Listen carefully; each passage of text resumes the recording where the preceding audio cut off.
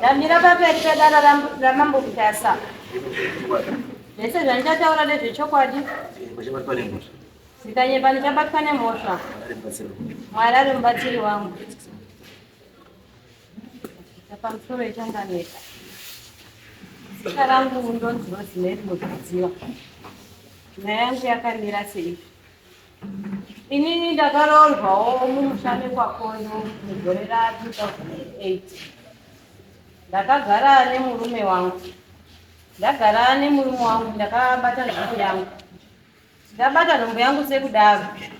Murume wangu wakazokwanisa kuti dai wamboendesawo cheuviri mumusha munozvarwa mukadzi wangu. Chokwadi murume akatsvaga mari. Atsvaga mari akaenda kumusha kwangu. Mari yanga inayo nguva yacho andichatondera munoti yanga iri yaingochinja. Akaenda chokwadi akanotambirwa. Atambirwa kudaro akakwanisa kunobhadhara $20 panguva yacho iyoyo chete. Adzoka akauya nekapepa kacho ndikakaona ndikati ko wazobhadhara $20 sei wanga wabva nemari yakawanda. Akakwanisa kuuya akatochena akaita sei akati ndazotenga hembe dzangu nemateki. Zvese izvozvo ndakati aiwa hazvina mhosva. Ndakagara nemurume uyu. Murume wangu akazokwanisa kuendawo kubasa kuSouth Africa. Aenda ikokoko ndakasara. Nhumbu yakakura. Nhumbu yakura vana mbuya vakati hazvigoni kuti uponere pano. Chienda kuFairview uko kune vechechi. Chokwadi ndakaenda ikoko. Ndaenda ikoko sekudaro. Ndakarwadziwa nepamuviri ndiri ipamba. Paiva nabamukuru nevangu. Ndakapona mwana wangu zvakanaka. Ndapona mwana wangu zvakanaka. Mwana wangu akaita mazuva kuyamwa kwainetsa. Kuchinetsa kudaro ndinofunga pandakazvara mwana wangu mazamo aibuda mukaka. Saka rimwe zuva ndakarara ndakaita zvekurota riri voice rakati izvezvi chimboyamwisa mwana wako. Zvadaro pandakabata mazamo angu ndakaona kusisina chinhu. Tikati chii? Ndakagara chokwadi. Zamara ndazotaura. Ndataura kudaro ndakanzi enda kodhimutare. Ndakaenda kodhimutare chokwadi nemwana achikwanisa 1 wiki. Ndabva ipapo tete akazobva kumba kwakondo kwakushekwa kuchimutora. Anditora takaenda kumba. Takagara mwana ngasingayapo. Kwakugara pakakwanisa mwanangu 2 weeks. Ndipo pakaita dambudziko. Kana tete anga ari ikokoko. Tete wakazongodaidzirwa kuti tete wadona abva afa kudaro. Ndipo pakazonzi imi muri kuziva here kuti mwana wasikasi ari kurwara. Zvadaro vanhu ndopakatanga kutora matanda. Ndikati ini dai zvaigona. Ini mukukura kwangu handizivi mushonga. Dai zvaigona nditsvagirewo vanhu vanonamata. Chokwadi vanhu vanonamata vakatsvagwa. Vatsvagwa panga paine rufu sekudaro. Vanhu vakaungana. Vaungana takapinzwa murumu. Matakapinzwa. Takapinzwa kudaro. Semunhu anga asina hama ndakagariswa kwangu ndega. Ndadaro vamwe vakangoti nhumbu haisi yemumusha. Tete aiwa pakati chokwadi ndinokukurira muroora nhumbu ndiyemumusha. Ndikazi aiwa pamwe akarara nabamunini. Ndikati bamunini ndatotanga kuvaona nhasi parufu.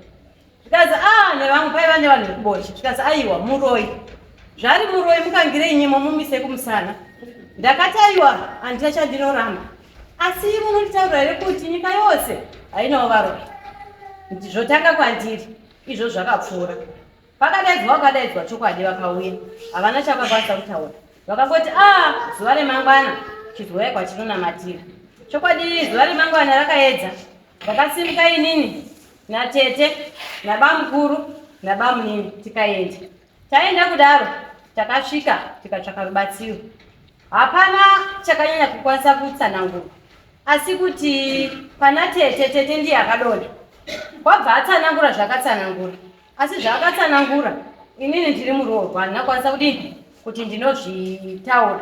Chokwadi vanhu vaivapo panguva vakati izvi zvataurwa izvi hapana unokwanisa kunozvitaura kumba nekuti tiri vadiki zvazviri. Isu ngatingokumbire kuti mwana wedu aite zvakanaka. Chokwadi takangoitirwa munamato. Ndichidzoka kumba pasina mazuva mwana wangu akatanga kuyamwa. Zvikapfuura. Ndakagara ndichigara. Tezvara wangu anova tezvara wakagara vakatanga kundirova. Vandirova kudaro ndakangonyarara ndikati aiwa ndozvinoita kuroorwa sezvo airovaona mbuya. Kechipiri zvakare wakandirova wabva ndipisira Zambia. Ndikati nhai baba chandakatadza chii? Vaikwanisa ngoti kuti ai wewe une mushonga uri kucherera pamba pangu. Ndikati baba ina ndina chandinoziva. Ndonyarara ndongoshingirira. Kechitatu zvakare wakandirova futi. Ipapo apa vana vacho vakadzamara vakazombomudzosera. Ndobva zvapfuura zvakadaro. Ndikagara pamba paya. Zvadaro murume wangu wanga kuita misikanzwa achiita zvevakadzi, asi ndakangoshingirira ndiripo. Ndagara Tezvara akadzamara akazopopota. Ini ndikati ini zvepano ndikazvikwanisi nokuti tanga tavakawa nerume yedu pasaidi pawo. Tezvara akasvika pakuti inini handina muroora wandinobikisa pano. Chokwadi ndakatuta neusiku ndikaenda pamba pangu pandinogara. Ndakagara kudaro Tezvara vaiuya ndotovabikira sadza vachidya vachienda kuva kwavo. Ndikagara murume wangu haana kumira kuita misikanzwa, asi ini ndakazvitambira ndikati chandiri kuda kugara mumusha ndichichengeta vana vangu. Vamwe vakadzi vachitouya kana pambuya ipapo, asi ndaenda ndichichema mbuya we onaiwo dambudziko randiri, asi hapana akandibatsira. Ndikagara ndava pamba pangu. Matambudziko aingouya asi ndaishingirira ndiripo. Ndagara sekudaro ndakandizoti muna musi wa 16 April gore rino iri Tezvara uya haana kumira. Wakauya zvakare kumba kwangu. Ndofunga ndingati pane nyaya dzanga dzaitika nokuti ndichidzoka kumashure. Ndakarwara gore rapera.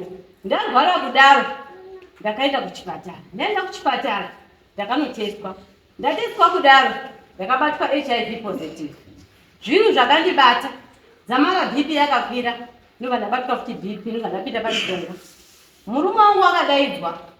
Uya pane dambudziko raitika. Murume wangu haana kuuya. Kuda kuti murume uya murume haana kuuya. Murume akatero. Akati aiwa basa ndiri busy. Ndichauya manheru. Murume wangu haana kuuya. Ndakagara dzamara chikafu kwamba hapasisina. Ndaingobatsirwawo nevenharaunda vaindibatsirawo. Dzimwe nguva ivo mbuya vaindibikira vondipa. Ndakachengetwa nevana vangu ndo vakandichengeta. Dzamara ndaona kuti upenyu hwaoma. Ndakafonera vanhu vekumba ndikati upenyu hwandiremera. Tikati aiwa chimbotsvaga mari kana tokutumira mari wombouya tombokuona. Chokwadi vakatumira mari. Ndikataurira murume wangu aina kufunga kumbobuda. Murume wangu akafunga kuti kunyepa. Anga angori kupi kutauni ikoko achiita madziri ake ikoko. Zvadaro chokwadi ndakabuda ndikaenda. Ndobva ndazodzoka January wandakadzoka murume wangu anga asati adini tamboonana ende hapana akataura neumwe. Ndakadzoka ndikagara pamba pangu. Zvadaro murume wangu haana kumira kuita misikanzwa. Dzamara akasvika pakumboti umwe zvakare mukadzi handizivi kuti zvakafamba sei. Mukadzi uya waone kugumbuka ndakaendawo kwabva ndanoita ndoizomba kwavo. Dzamara mukadzi uya wakaunzwa. Ndakazowana mabhegi angu kicheni mangu. Ini kwabva ndakutisa mabhegi ani bva ndarasa kunze. Mukadzi uya ndizoone vana vari kutamba pavamwene vangu vane mukadzi iyeye asi ndevake. Ndakaendapo nehasha ndikati izvozvi pasikaigirwa panapa handidi kuona munhu. Chokwadi takanetsana. Dzamara vakandisungisa murume wangu nemukadzi iyeye. Mbuya akasvikira pakuti uchakabva pano pamusha ini ndiri kuda uyu. Ndakati inini mbuya handibvi nokuti ndakapfimbana nemurume wangu tiri vairi. Sekudaro ndikagara. Dzamara nezvakasvika pakusiyana. Kwabvaita kuti umwe mukadzi zvakare. Ndobva nditiza ndine pamuviri pekamwana kangu ane 10 years. Asi ndakashingirira ndikagara pamba ndinorarama nemaricho vanondiziva ndinotoita maricho mwana werashubana haana unyopi. Saka ndakashingirira ndiri pamba pangu. Zvadaro murume wangu akadzamara futi kuita zvemwe mukadzi kutaoni kwaari. Vatova nekamwana kakuenda kuchikoro. Akauya zvakare nemwana iyeye kumberi kwangu. Ndikamubvunza chii nokuti hama dzangu mukaona zvinhu zvakudaro zvinototaura zvega kuti kana nemumba munenge musisina chii chakanaka pasisina nebonde. ndaimboedzawo kuda kuti naye murume wangu asi zvakashaya basa. Dzamara inini ndakatoti aiwa ini ndinosiya zvakadaro chandinokoshesa vana vangu. Ndakagara musi wa16 April wandiri kutaura. Mwana wangu ndakamuti mwana wangu kuona mapiritsi angu eBP apera. Ndodini? Inini pandakanesa nemurume nanda kuenda kumagweji. Tichinochera mvura ndichidzoka kumba. Ndichikwanisa kutengera vana vangu chikafu zvadaikwanisa. Dzimwe nguva nomboenda kuchikoro ndichishandira school fees. Iye akariko kutauri. Ndadaro ndakati mwana wangu chienda kumagweji. Saka ndiye waifanira kuvhurira mombe musi wacho. Saka tezvara vakabva vauya vakaona mombe hasati dzakura. Vasvika vakati Jemu uri kupi? Ndikati Jemu aripo. Ndikati sei anonoka kuvhurira mombe. Ndakabva ndasimuka ndaenda ikoko. Ndasvika ikoko ndakati amanga sei baba wakadaira zvakanaka. Saka vakazosvikira vakuti muroora. Upenyu huri kurarama ina usifadza. Wadi kuendawo pakondo apa. Wanokumbira kuti vakubatsirewo. Vataura nemurume wako. Ndakakwanisa kupindura kuti baba zvese zviri kuitika munozviona zvinokurwadzaiwo. Kasi zvinondirwadza muroora. Ingava neni ndinototi ndikaitawo nyaya dzangu ndio vanondibatsira. Ndikati nguva diki vakabva vasanduka baba vayo. Zvikanzi apfutseke.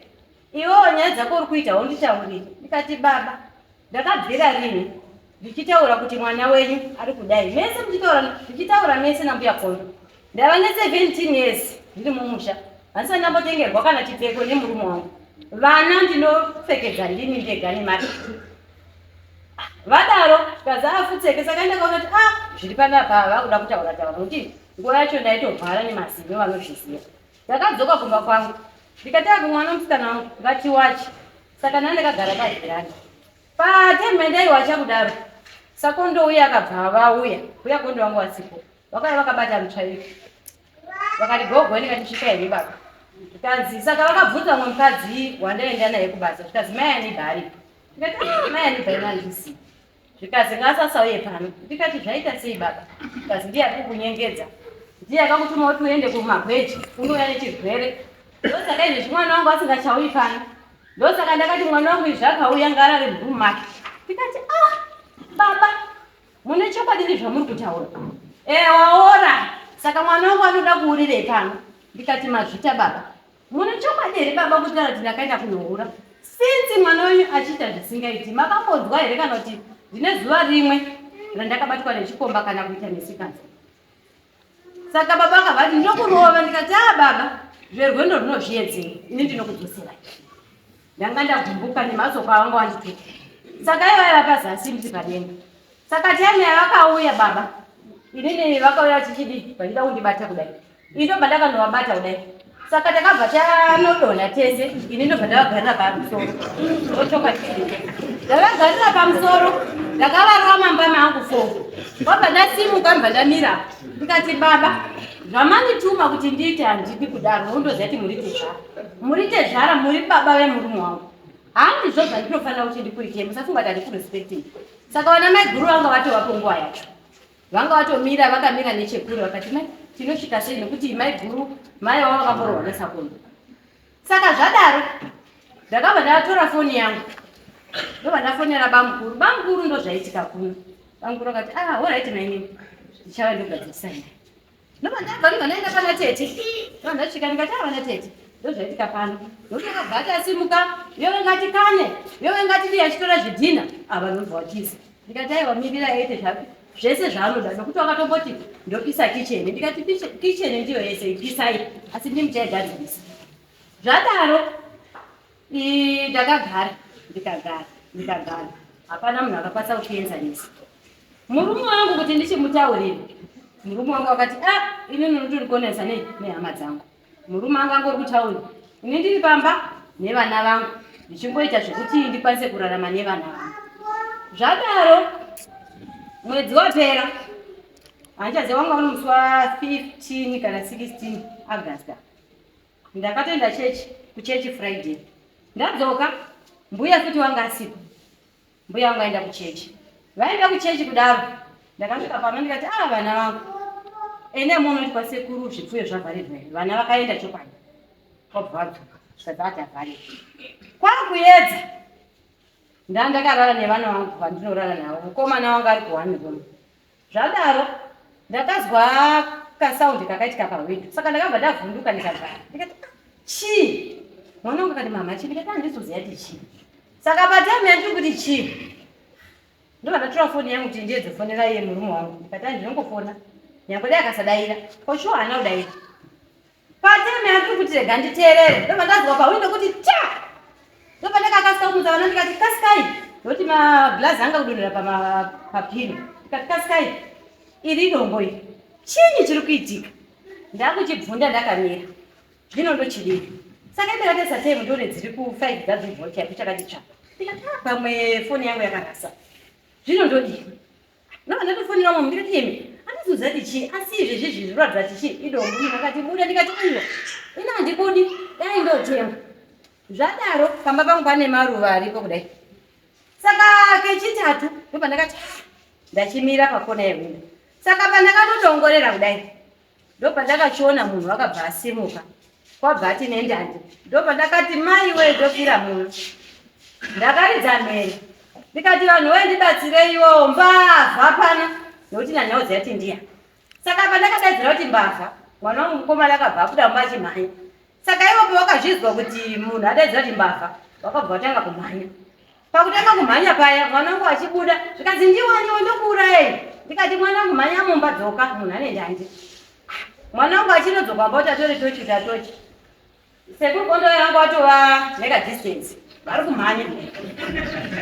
Saka pandakadaidzira nesimba, mwana wameguru ari kudza saka bvazviswa, wakamhanya.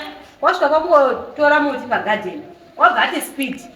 Kwai ndakangosvika ndichirova. Pakasvika achirova ndobva akamira sakombe kuti mukadzi wangu ari. Ini ndiri kuchema ndiri kumba vanhu webataiwo munhu ndionoti ndianiwo chandakatadza chini pamusha pano. Ini ndiri kuchengeta vana vangu ndega pano. Handina munhu andiri kukumbira chini. Ndobva ndakazomhanya ndisvike ndisakondo. Ndakakwanisa kubvunza kuti sakondo chandakakutadzirai chii, chandakakushaishirai chii. Inga ndiri kurarama pano ndega ndichirikicha nemwana wangu fomutuyu. Anotomborobva chikoro achienda kumagweja kuti anotsvakire mari yemapiritsi. Chandashaisha chii? Ndikazi usati watanga pano chapanga chete. Ndikati aiwa zvinei. Vana mai guru nguva yacho yangu watosvika. Vanhu vatoungana. Wakabva waenda mumba kwavo, wabva wasvika bva watora demo ravo. Ndikazi ane nharo ngauye kuno.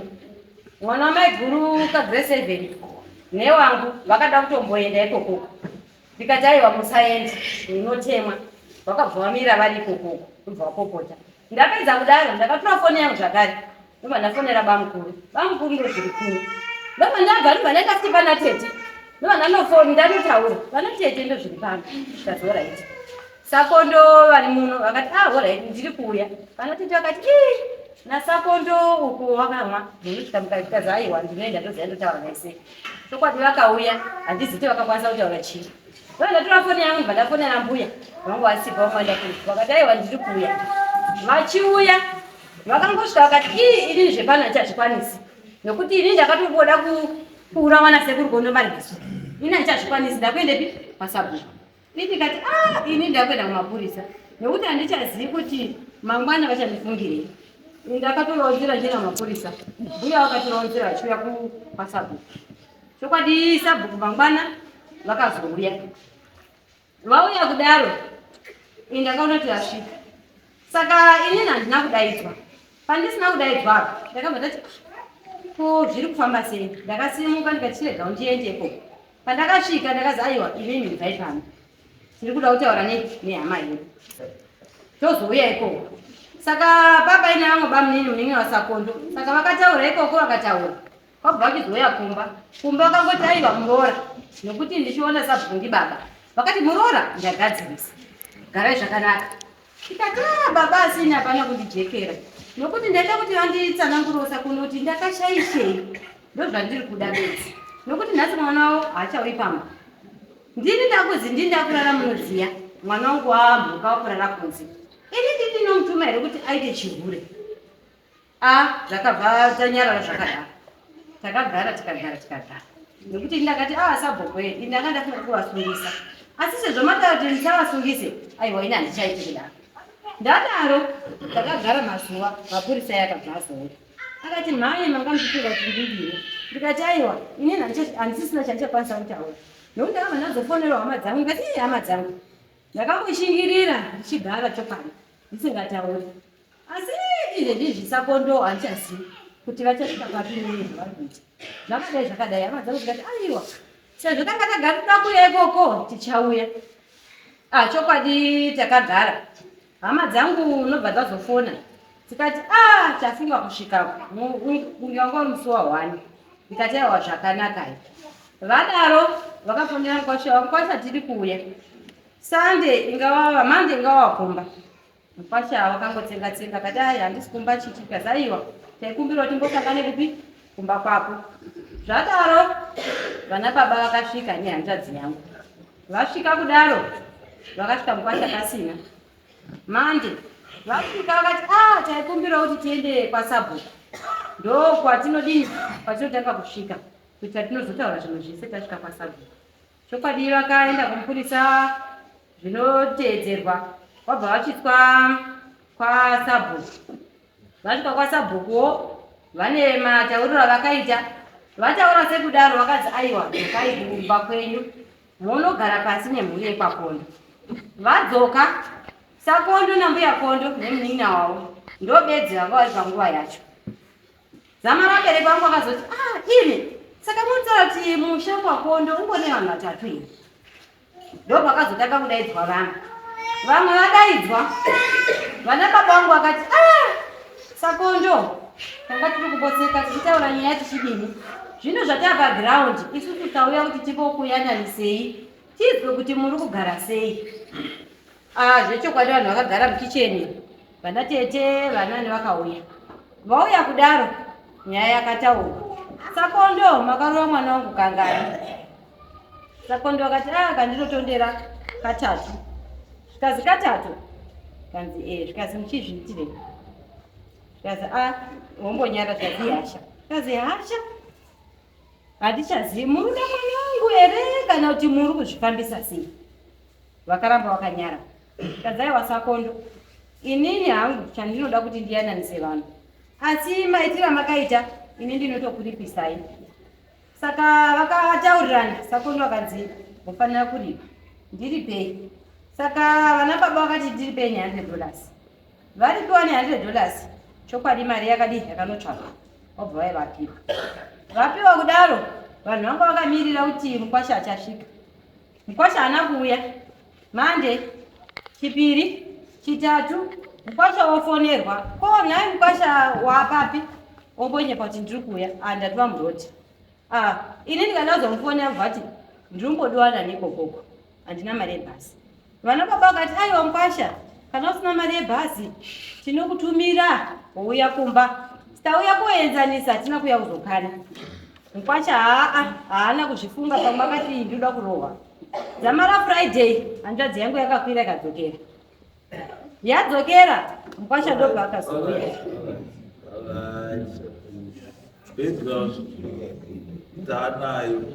panda kuda kuchisvika nyaya yenyu chaiyo ndekuti akoti musamwa menyu matino wari kukudzingai chokwadi saida kutiziva kuti ari kukudzingai pamba ndiya ndopanda nda kuchisvika ari kundidzinga murume wangu wakachizobvunzwa auya akati inini mukadzi handichadi torai mwana wenyu mudini muende naye adaro vanhu vakabvunzwa kuti daini ndo mutemo iro unoitwa kuno kana kuti zvakadina sei saka vadaro vakabva vanzi alright kana zviripo zvirizvo zvinoitwa isusu sana baba ndinoziva kuti kutura mwana wemunhu imombe vadaro tine mombe yedu yatatiinayo yandakabvisawo maoko angu kuti mombe iyoyo ibhadhara murume wangu ndopakati torai mombe iyoyo mutengese saka mombe iyoyo yakatorwa ikatengeswa mari yacho iri zvadaro ndipo pakazoti rimwe zuva mbuya vamwe nevangu ndaitaurawo nevamwe mbuyawo vandaitaura navo saka ivo vakabva vazopindirawo panyaya iyoyo vakati uri kuti uda kusiya zviro zvako pai kasika tora zviro zvako zvese nezvidhina nemarati ubve pano Nditori nani sise mutorwa stendi yatuwana anoida mangwana chaiwo baba vari kuende pasabhuku ndipo ndakati naye mbuya ndakashaishei zvekuti nhasi ndine vana havazodzokeri vachigara kana kuti iyeni ndinogara semuraramiro wandaita ndiri pamba pangu. Ipapo ndobva nenyaya yekuti vakanditi ibva kutatwa kotwese uyendi vana mbuya. Ndine vana 3 vakomana vedu.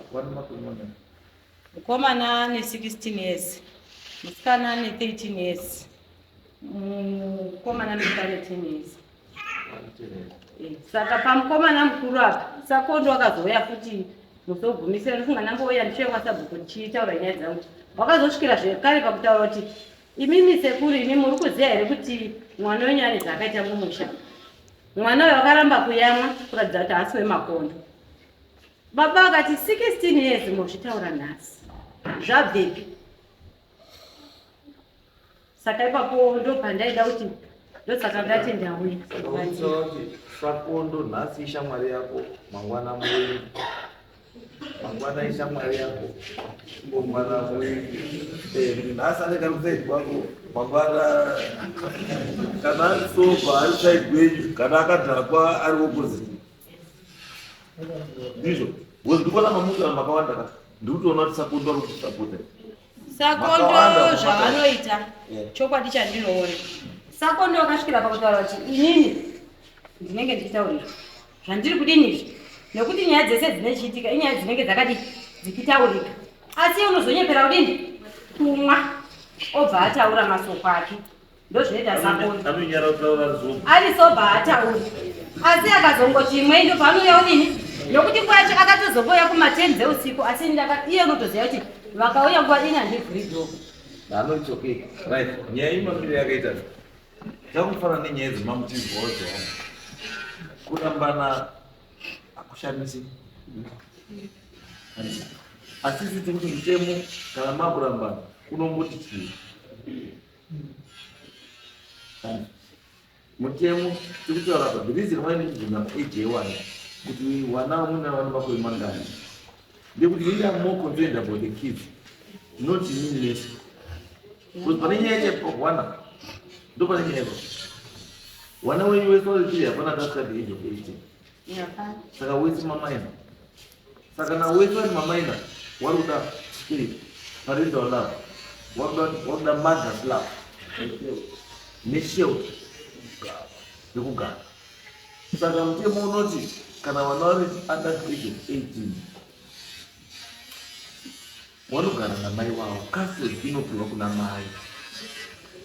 Ndiye anogara pasi nevana vavo kusvikira vasvika the age of 18. Then on top of that, kana mai asina kwekugara kwekuenda newana anogara ipapo. Iwe kuti mukadzi abviro ndounokuta.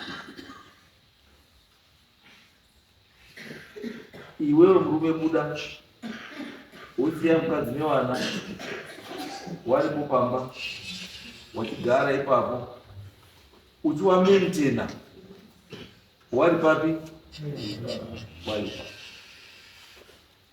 Mukadzi unonge usadi hausi kuti kugara kwemukadzi newana pamba ipapo kutaura kuti uchiuda mukadzi aipa. Asi ukazoti fambi ukazoita pfungwa dzakanaka you are always welcome kudzoka kumba kwako. Asi kana kuti hauchadi you move on nelife yako. Asi izvi zviri kukubata kuti mukadzi uyu asabve pamba pako inyaya yechi yewana wako neage yechi yewana nekuti even wana wacho wakabva nemukadzi iye pamba ipapo kuriko here kwekuti vanogara mai wacho.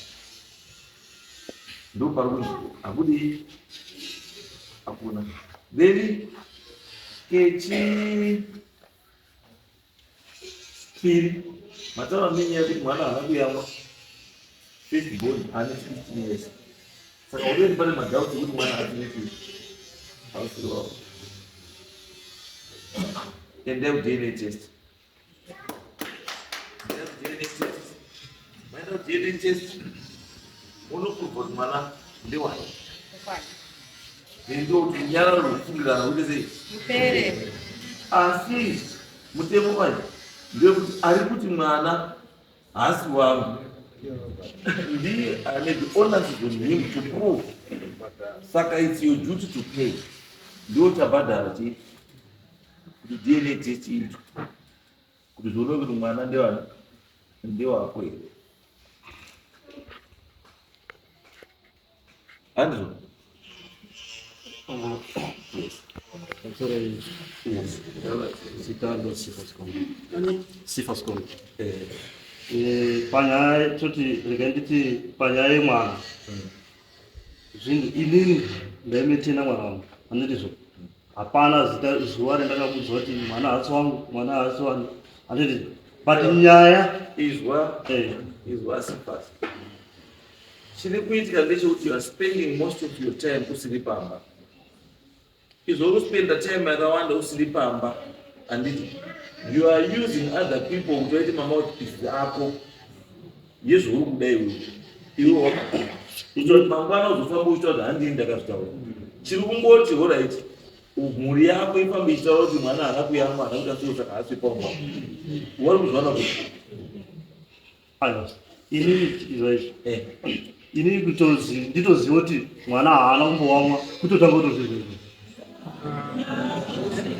bosi pese pakaita mwana handiti mwana pakatadza kudini kuamwa ingandisiripo. Saka iwewe mai wako nababa wako hawana kumbokutaura nemukadzi wako kuti taenda mumapostori kuonamatira kuti mwana azotanga kuya? Hawana kutaura? hawana. Ende mai wako hazizivi kuti wakana mwana haana kuya? Hawaiziva bosi munhu angachiri pamwe. Saka ndikuti iwe waziva sei kuti aizvi? ndikuti matauriro awaita No, alright. Imi makataura kuti mwana haana kuya saka asi pamiri yake. Ndisekuru Kondo, izvi zvakabudikidza nerimwe remazuva. Mbuya Kondo vakasvika nditaura nemunhu andaitaura naye. Saka ivo Mbuya Kondo nguva yese iyi pavakabvunzwa kuti Mbuya Kondo mune chigumbu nemurume, vakanyarara. Saka musi wakaona ndiri kuwanzira nambuya ndikati mbuya ndakuenda mosara nemurume. Ndikasara zvinhu zvakurutakura zvese ndikati zvinhu zvamundosiya mudzimba dzangu. Ndo pakadaira Mbuya Kondo akati wati zvinhu zvakurutakura zvese ende ziya kuti une mhosva iwe. Mwana wako akaramba kuyamwa uratidza kuti unodini? Unozviziya. Vadani kwakasvika kwakuchitaurira chi? Sekuru Kondo. Sekuru Kondo yaide kuchiuya. Murume wangu angati handizvizivi. Ko imi zvamaizotenga manani emumagaba. Maitenga muchiti kudini? Zamuriri.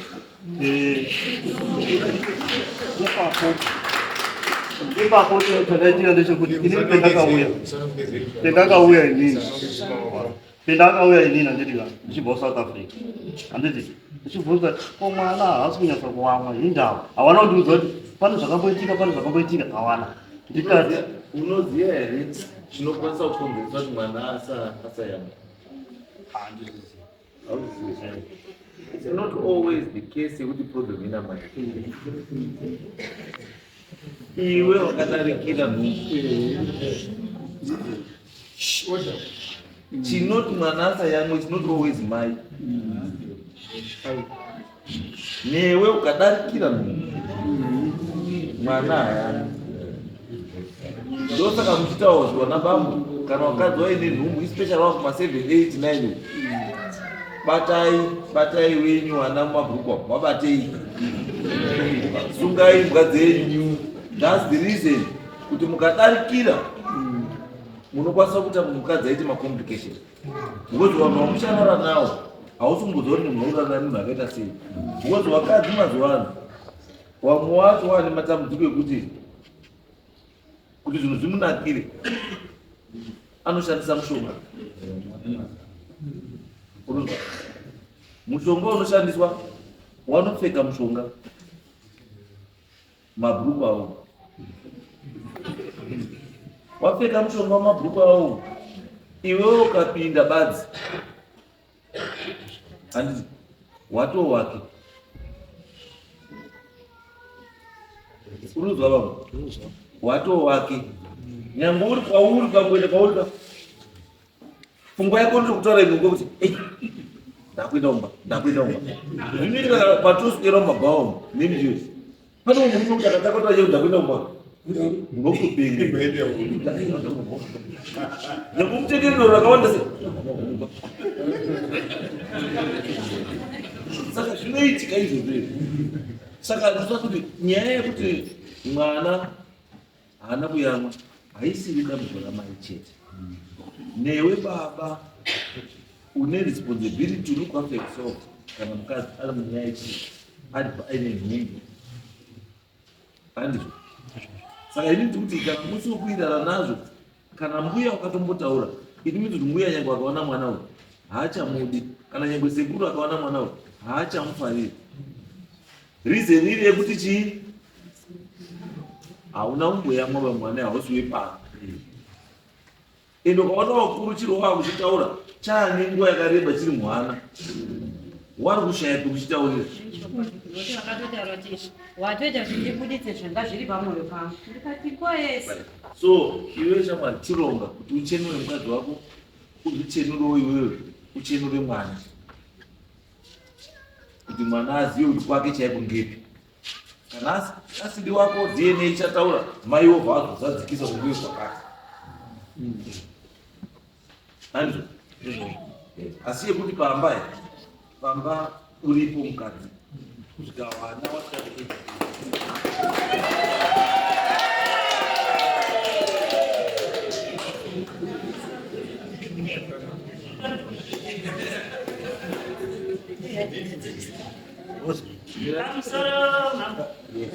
ndiri pano ndinenge ndiri kude kuti mutienzanise ngekuti izvozvizvo takabvunzana tiri muzi ndakabva ndasvika kumba wobva wati nehuku newana nasekuru chaiwo wendinoti ndiwo baba wauye koti ndiri baba wemwana haasi kugona ba kuti auye kuti mbuya kondo muchii chaitika kugedzi uko ndingadai takandoenzanisa nazvisakasvika kuno.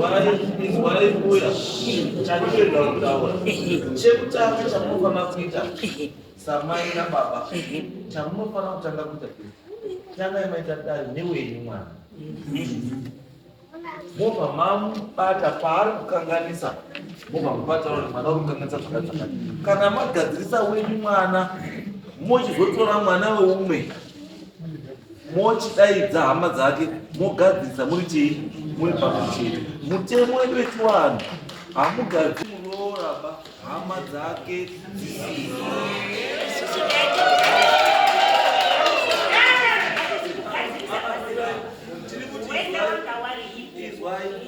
chandikutaura ndechekuti vana vana wadika ende vane wana kuti wadiki waruda rudo rwambuya ikuru waruda rudo rwamai nababa. How do you feel in kuzwa nhasi kuti wazukuru wenyu mwana wasifasi waenda wakubocha waenda namai wavo wakunogara kubocha ipo papo tinode kubatsirana. Yes. Nekuti muswero wedai tiine dare redu repafundo vari kuedza kutsanangura ndakati ndiroziye mwana uyu neye ndiroziye awa ngei wachiti ndikandisiripo wanogana otherwise pane chinonga chiripo chisiri kugukaba ngekuti mai wake wakandifonera gurupu raataura remuna waAugust ndaindiri kupasika wakati mwana wangu hamuna kumutora ari pamba wanga ari mativi ndakabatikana kwabva ndandozvichengeta. Saka ndakabva ndazive kuti mativi panenge zvinenge zvichidini zvichiitika. Haiwa anenge ari kuona matirwa. Baba wakandidaira kuti hapana musha usina ngozi. Ndiri mumba baba anoziva vere. Ndakandaramba hangu ndakanyara ndakupera kwehegi.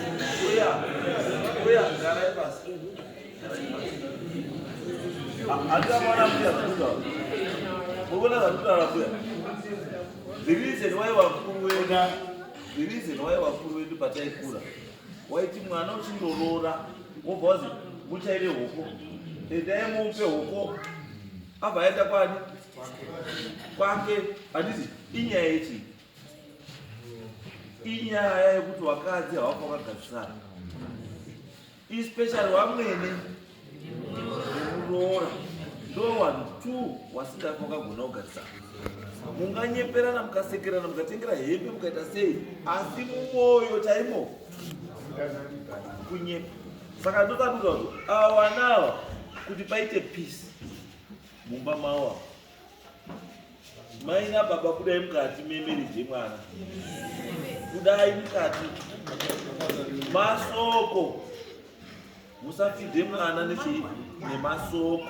Andi mwana kana ine zvada kuona kumba kwake ngazvionere chii, because how do you feel mwana uri kutaunda iwe wozwa baba wako abaya imba yako, mawindo ako kumba, mukadzi wako nevana vakanora kumba nerekei.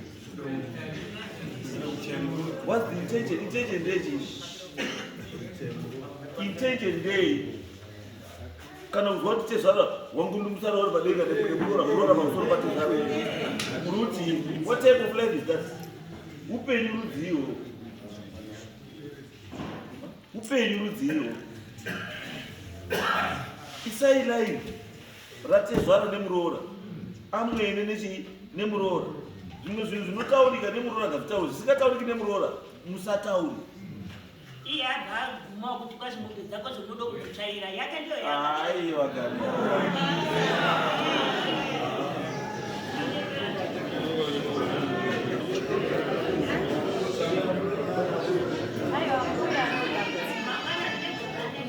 aiwa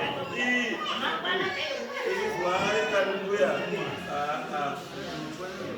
izwai mbuya izwai mbuya tati wazukuru wari kuchengetwa nemukadzi uyu wazukuru wenyu, havasi wazukuru wabambo, wazukuru wenyu. Ibasa renyu kuwada nekuwachengetedza nekuwakudza zvakanaka.